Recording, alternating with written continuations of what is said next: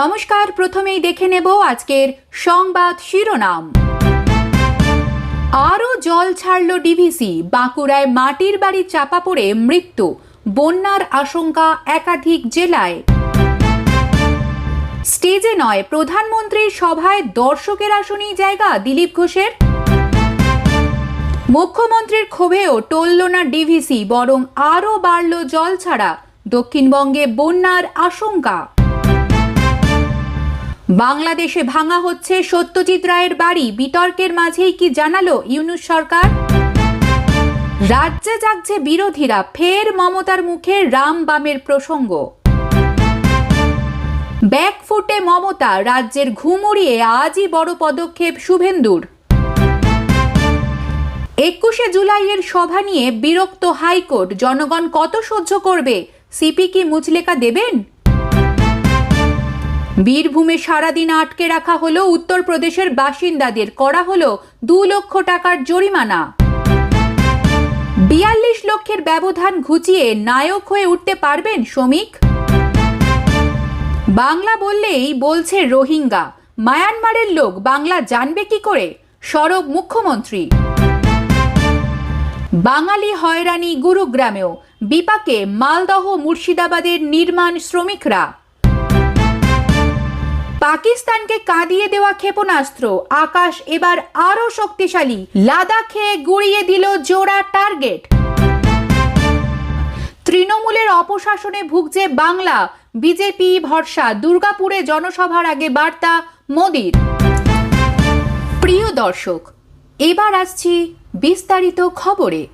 বীরভূমে আটক উত্তরপ্রদেশের বাস, সারা দিন আটকে রাখা হয় বাসের 60 জন যাত্রীকে, খাবার ও জলও দেওয়া হয় না, প্রায় 2 লক্ষ টাকা জরিমানা করা হয় বাসটিকে। এদিকে ঘন্টার পর ঘন্টা আটকে থেকে বিক্ষুব্ধ যাত্রীরা জাতীয় সড়ক অবরোধ করে বিক্ষোভ দেখান। জানা গিয়েছে, উত্তরপ্রদেশের গোরক্ষপুর থেকে একটি বেসরকারি বাস রিজার্ভ করে তারাপীঠ মন্দির এসেছিলেন প্রায় 60 জন যাত্রী। এর মধ্যে অনেক মহিলা ও শিশুও ছিল। তারাপীঠে পুজো দিয়ে বাসটি দেওঘর যাচ্ছিল। বীরভূমের মল্লারপুরের কাছে রাজ্য পরিবহন দপ্তরের আধিকারিকরা বাসটিকে আটক করেন, পারমিট দেখতে চান। বাসের চালক পারমিট দেখালে পরিবহন দপ্তরের দায়িত্বপ্রাপ্ত আধিকারিক বলেন যে এটি জাল পারমিট। এরপরই 1,94,445 টাকার ফাইন করা হয়। এত টাকা দিতে না পারায় যাত্রী সহ বাসটিকে দিনভর আটকে রেখে দেয় পরিবহন দপ্তরের আধিকারিকেরা। চরম ভোগান্তিতে পড়েন বাসের যাত্রীরা। তাদের দাবি, পশ্চিমবঙ্গ সরকারের বৈধ পারমিট ছিল তাদের কাছে, তারপরও জোর করে বাসটিকে আটকে রাখা হয় এবং প্রায় 2 লক্ষ টাকা দাবি করা হয়। তাদের সারাদিন কোনো খাবার বা জল দেওয়া হয়নি। খবর জানাজানি হতেই আসরে নামে এলাকার বিজেপি কর্মীরা। তারা প্রশাসনের সঙ্গে আলোচনা করলেও বাসটিকে ছাড়তে রাজি হয়নি। এরপরই 14 নম্বর জাতীয় সড়ক অবরোধ শুরু করেন বাসের যাত্রীরা। পরে মল্লারপুর থানার পুলিশ তাদের সরিয়ে দেয়। গভীর রাতে বাসটিকে ছেড়ে দেওয়া হয়। বিজেপির অভিযোগ, বাংলার পরিযায়ী শ্রমিকদের যেমন ভিন রাজ্যে হেনস্থার শিকার হতে হচ্ছে, তার মতোই উত্তরপ্রদেশের গাড়ি দেখলেই ধরার নির্দেশ দেওয়া হয়েছে। জেলা প্রশাসনও সেই মতো কাজ করছে। মাত্র একদিনের জন্য মুখ্যমন্ত্রী হয়েছেন, শুভেচ্ছার বন্যা। আবার মুখ্যমন্ত্রীর সঙ্গে আধিকারিকদের পরিচয় করিয়ে দিতে চাইছেন সচিব। সবাইকে থামিয়ে একদিনের মুখ্যমন্ত্রী বললেন, সময় কম, ওসব পরে হবে, এখন কাজটা করি। বাস্তবে নয়, এই দৃশ্য দেখা গিয়েছে অনিল কাপুরের নায়ক সিনেমায়। আর বাস্তবে তার দলের লক্ষ্য পূরণে মাস 9 সময় পাচ্ছেন বঙ্গ বিজেপির নতুন সভাপতি শ্রমিক ভট্টাচার্য। নায়ক সিনেমার শিবাজিরাও গায়কোয়াড়ের মতো দায়িত্ব পাওয়ার পরই দলের লক্ষ্য পূরণে তিনি নেমে পড়েছেন। যদিও শ্রমিককে ঘটা করে সংবর্ধনা দেওয়া হয়েছে, কিন্তু তাঁরও হাতে সময় খুব কম। তাই ঠিক পরের দিনই খাতা পেন নিয়ে সুনীল বনসালদের সঙ্গে বসে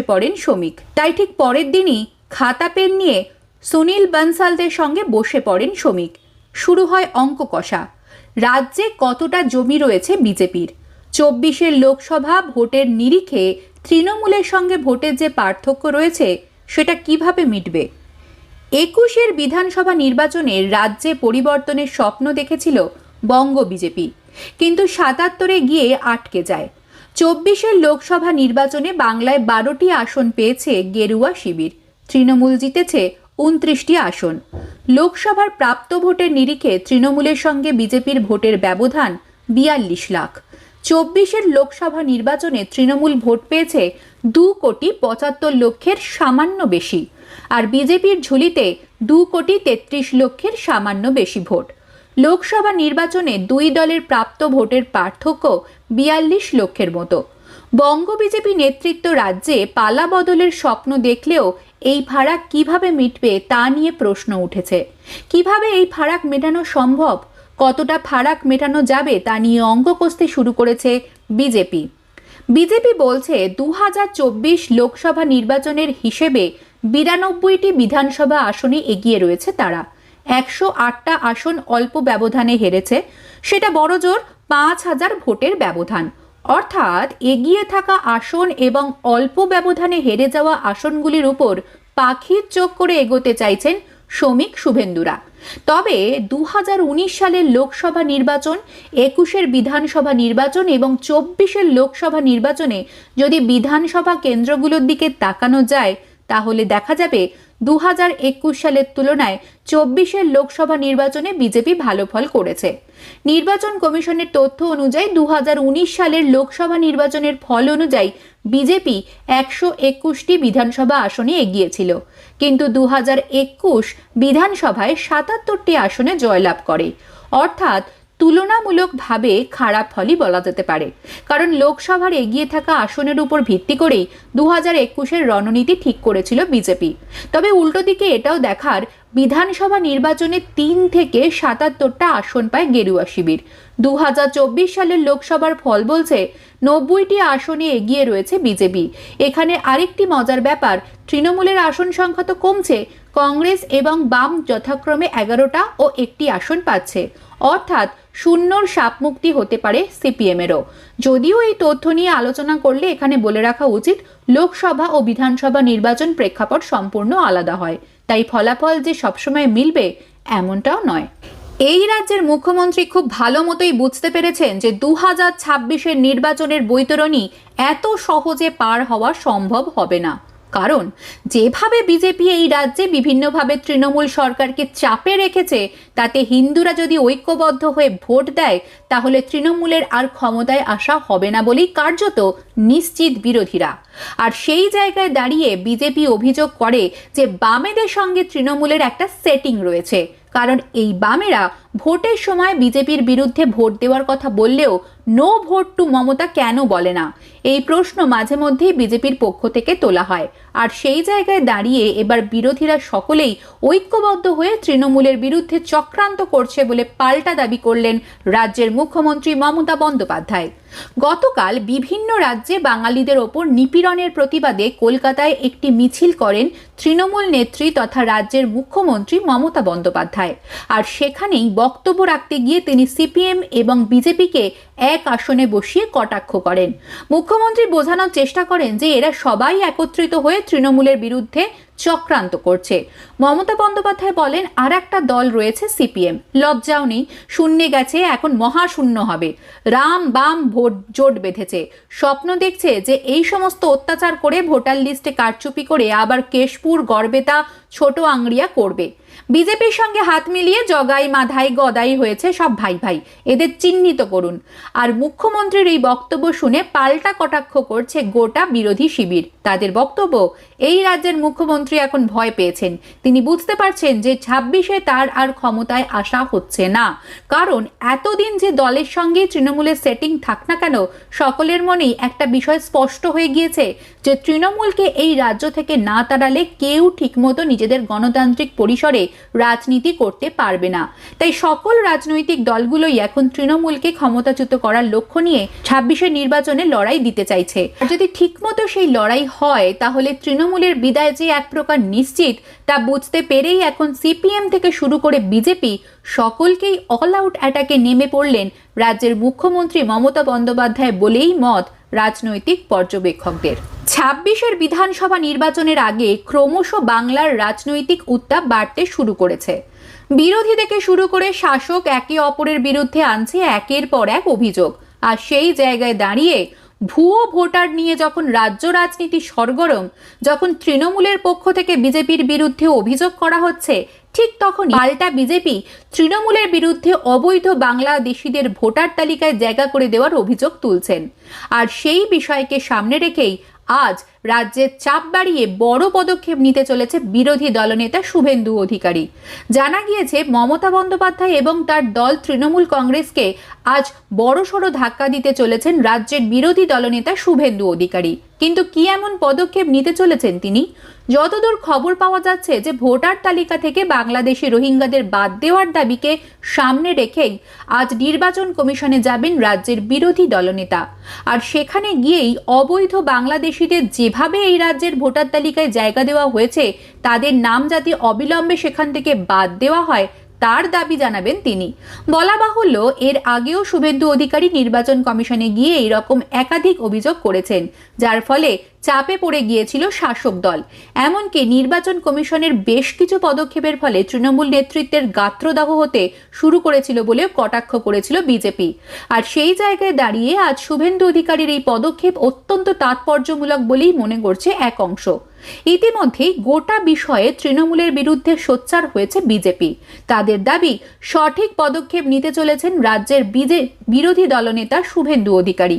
এই রাজ্য থেকে যদি অবৈধ বাংলাদেশি অনুপ্রবেশকারীদের ভোটার তালিকা থেকে বাদ দেওয়া যায় তাহলেই তৃণমূলের খেলা শেষ। তৃণমূল এই সমস্ত রোহিঙ্গাদের দ্বারাই ভোটে যেতে। তবে এবার তাদের চালাকি আর কাজে দেবে না। তাই নির্বাচন কমিশনে গিয়ে শুভেন্দু অধিকারী তৃণমূলের আসল পর্দা ফাঁস করে দেবেন। আর তারপরে 26-এর নির্বাচনে অবৈধ উপায়ে অবলম্বন করে বাংলাদেশিদের সাহায্য নিয়ে ভোটে জেতার চেষ্টা ব্যর্থ হবে তৃণমূল কংগ্রেসের বলেই দাবি গেরুয়া শিবিরের। বাংলায় কথা বললেই রোহিঙ্গা বলে দাগিয়ে দেওয়ার বিরুদ্ধে এবার সরব হলেন মমতা বন্দ্যোপাধ্যায়। তিনি বলেছেন, বাংলা ভাষায় কথা বললেই রোহিঙ্গা বলে দিচ্ছে। কোথা থেকে এলো রোহিঙ্গা? তারা তো মায়ানমারের লোক, বাংলা জানবে কি করে?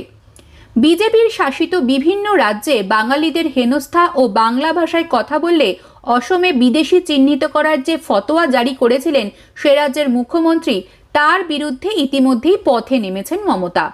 21শে জুলাই ঘোষণা হবে আন্দোলন কর্মসূচি। বিজেপি মমতার মিছিলে কোণঠাসা হয়ে দাবি করেছে বাংলায় রোহিঙ্গা রয়েছে। বৃহস্পতিবার নিউ টাউনে এক অনুষ্ঠানে এর জবাব দিলেন মুখ্যমন্ত্রী। তিনি আরও বলেন, বাংলা ভাষা কথা বলা লোকের সংখ্যা এশিয়ায় দ্বিতীয়, সারা বিশ্বে পঞ্চম। সেই ভাষার অপমান আমরা মানব না। 17 লাখ রোহিঙ্গা আছে বলছে, এরা কিছু জানেই না। রোহিঙ্গারা কোথায়? তাদের নাম ঠিকানা দাও, তারপর অভিযোগ করো। বস্তুত 7-8 বছর আগে মায়ানমারের রাখাইন প্রদেশ থেকে উদ্বাস্তু হয়ে 28 লক্ষ রোহিঙ্গা বাংলাদেশে চলে আসে। কক্সবাজারের টেকনাফে তাদের ক্যাম্প রয়েছে।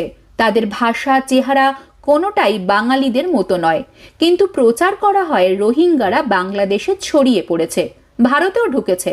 রাষ্ট্রসংঘের রিপোর্ট অনুযায়ী ভারতে অনুপ্রবেশকারী রোহিঙ্গার সংখ্যা 2000-এর মতো। তাদের একটি বড় অংশকে ক্যাম্প করে রাখা হয়েছে জম্মু কাশ্মীরে। চেহারায় তারা বাঙালিদের মতো নয়, ভাষাও বাংলা নয়। ফলে রোহিঙ্গারা চাইলেই বাংলা বলবে অথবা বাঙালি সাজবে এমন মনে করার কোনো কারণ নেই। এই তথ্যকে হাতিয়ার করে এদিন বিজেপিকে তুলোধনা করেন মমতা, বিশেষ করে নাম না করে দূষেন বিরোধী দলনেতাকে। এদিন মুখ্যমন্ত্রীর অভিযোগ, কেন্দ্রীয় সরকারের নোটিফিকেশন করে বাঙালি খেদার মদত দিচ্ছে।